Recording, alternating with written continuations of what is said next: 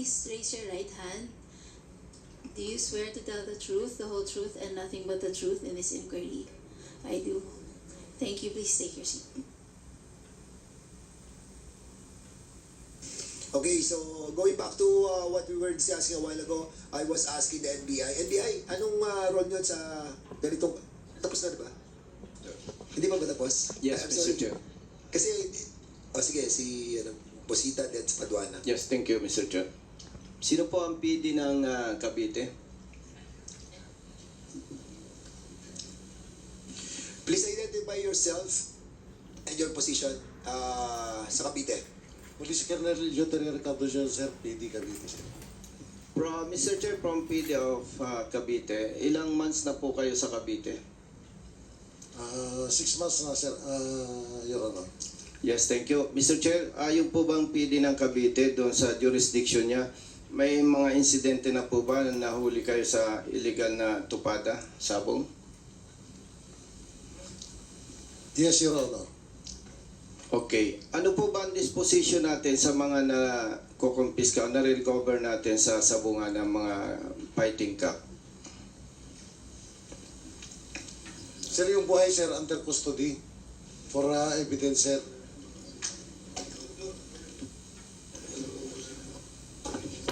Ano po? Pakiulit nga po, Mr. Chair.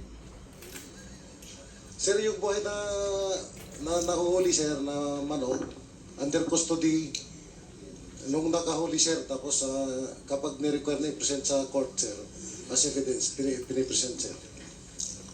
Under custody ng apprehending personnel, Yes, sir. Mr. Chair. How about Laguna, Mr. Chair?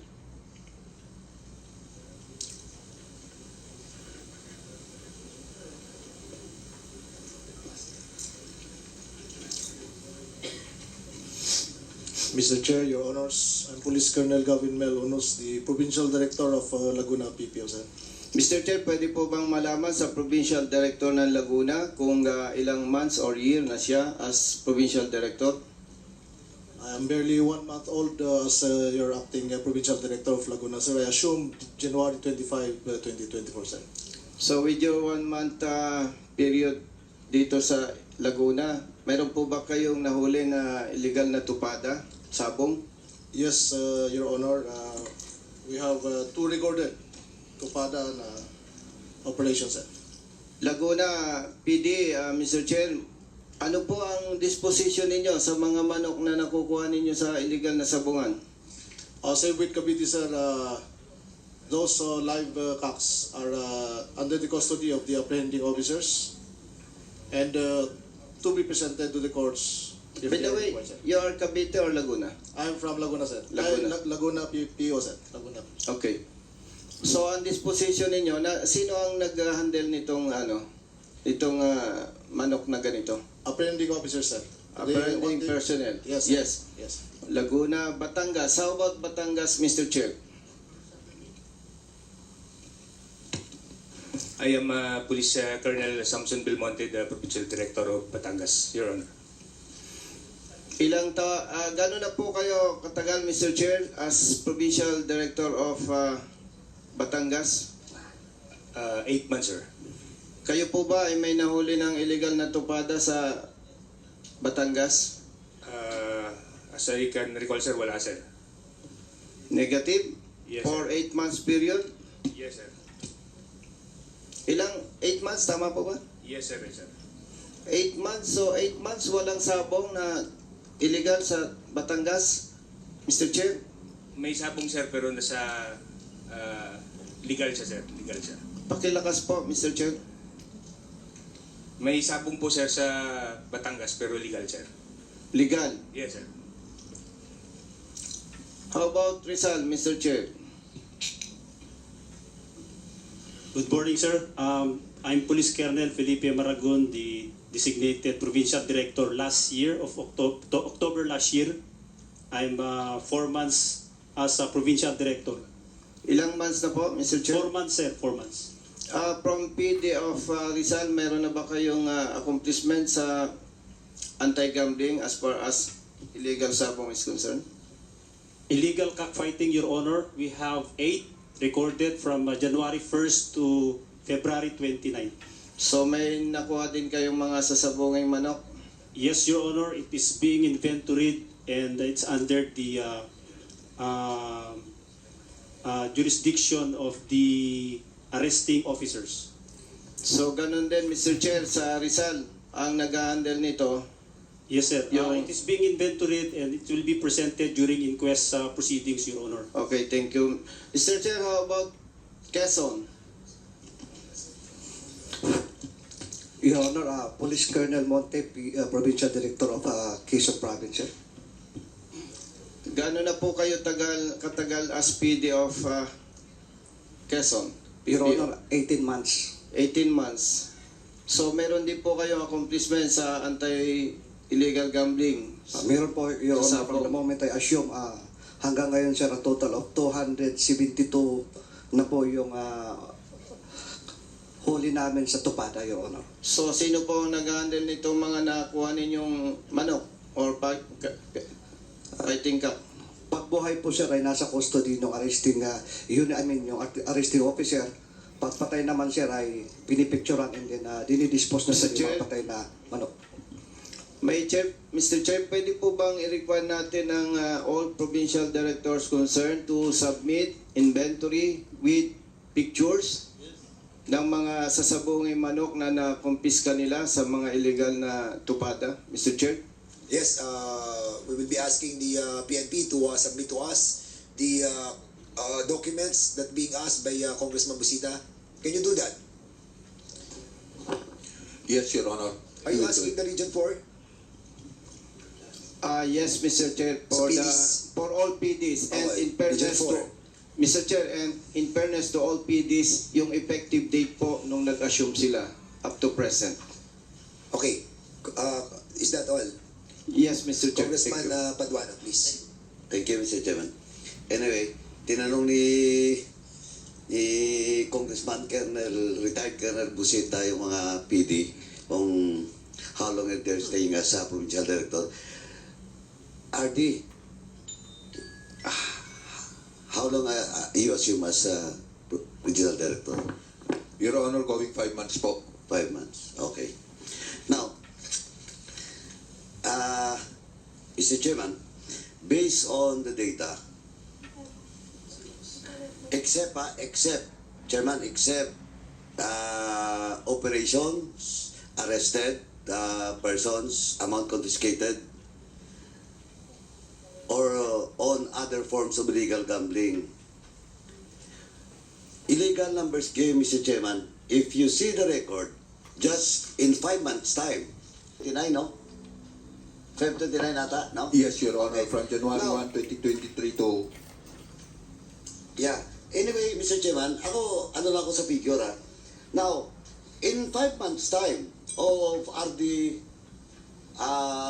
Lucas, kung titingnan more than 1,100 operations was launched. Kasi yung data is 5,317 for the period of January 23 to February 2024. Now, why?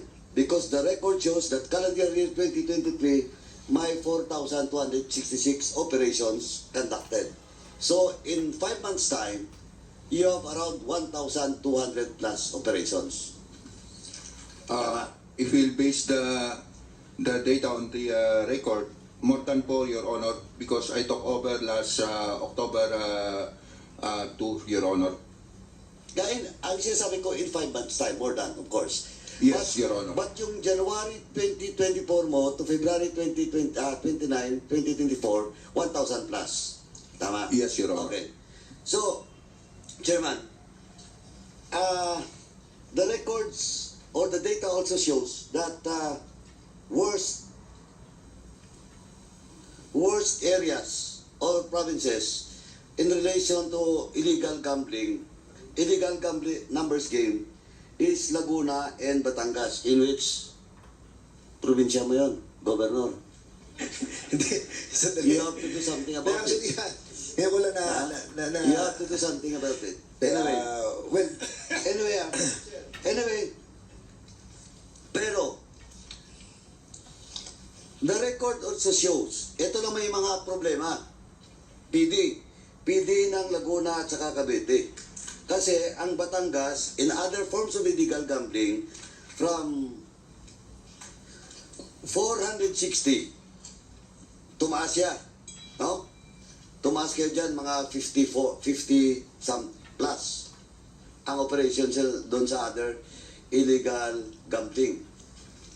Pero, ang Cavite po at saka Laguna, for the period of January 2023 to Feb 2024, the figure shows na wala kayong operations. It's still the same. Cavite, ilang buwan ka na ba nakaupo as provincial director? Sir, for 6 months, sir. 6 months. You don't have any operations for other illegal gambling operations based on the records. For January to February. Actually, sir, meron... Yung data dito, operations. Cavite, 890. For January 2023 to February 2024. Pagdating dito sa calendar year 2023, 890 din. The same as Laguna. 344, 344. Unless otherwise, the data that was submitted to us by the original director is not correct. Laguna, that is Cavite, Laguna, PD ng Laguna. Gaano ka na ba katagal as PD? Your Honor, I assume January 25, 2024, up to present. January 25, 2024, so you have around 1 month. Yes, Your Honor. 1 month, tama, di ba? 1 month and 4 days. Yes, Your Kasi ang report is February 29. Now, wala kang other operations na ginawa. Your Honor, based on my record, sir, we have conducted 348 number of operations against illegal gambling. No, sandali. Sandali, ha? Ang sinasabi ko dito, PD. Yes, Your Ang Honor. sinasabi ko dito is other forms of illegal gambling. We have 38, Your Honor, sir. 38 RD. So, yung data mo, We'll Yes, sir, check on this, Your Honor. sorry? We will check on this, Your Honor. Yeah, please reconcile your data. Ha? Yes, Your Honor. Cavite. Ikaw, from January 2024 to February 2029, other illegal gambling operations. Zero ka rin kasi dito eh. And you're staying for about 6 months. So pwedeng tumira ka hanggang December of 2023. Pagdating ng January, medyo pahinga ka.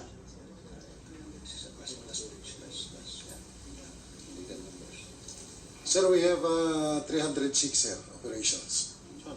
From January 2024, ang sinasabi ko, other forms ha. Illegal. Kasi yung record mo dito, ang record mo is sa ito, illegal numbers game. Record mo 769 for calendar year 2023 to February 2024. Pero for calendar year 2023, it's only 463. So in short, tumaas ka ng almost 300. 769 and 463. In which, medyo maganda. Kaya tumaas ka eh. Di ba? Yes, sir. But other forms of illegal gambling, wala kang report dito. 890 pa rin. Anyway, Mr. Chairman, we will just give them the time, especially this is just an initial investigation. But ang ano ko lang dito po is, RD, please reconcile na lang po. We'll do that, Your Honor. And I hope the chief of the si General Francisco po, in the next hearing, please prepare na lang po yung comparative din, no? Sa lahat ng mga regions. Tapos para maka-reconcile natin kasi you are now obliged to let your regional directors to attend in the next hearing. Anyway, initial lang naman to. Diba si IDG under sa DIDM, no? Yes, sir. Okay. So, si IDG din, siyempre, imbitahan yan next hearing. NBI. Nandito, si IDG. Okay.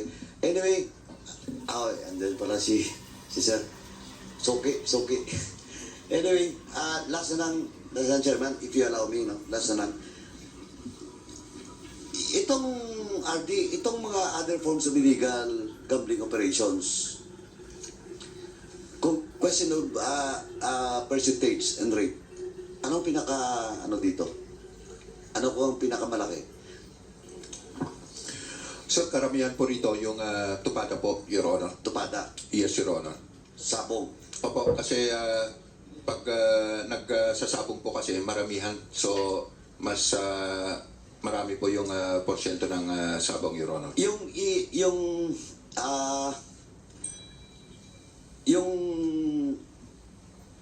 e-sabong, yung online, no? Which is now illegal because the president ordered to stop the operation, di ba? Yes, Your Honor. So yung mga illegal, yung mga sabong in relation to illegal isabong, wala. Your Honor, if you are talking about isabong, wala pong isabong sa PRO 4A, Your Honor. Hindi. Wala legal kasi illegal lahat eh. Di ba? If Pero po mayroon yung ba? Nagigirilya? isabong po, isabong.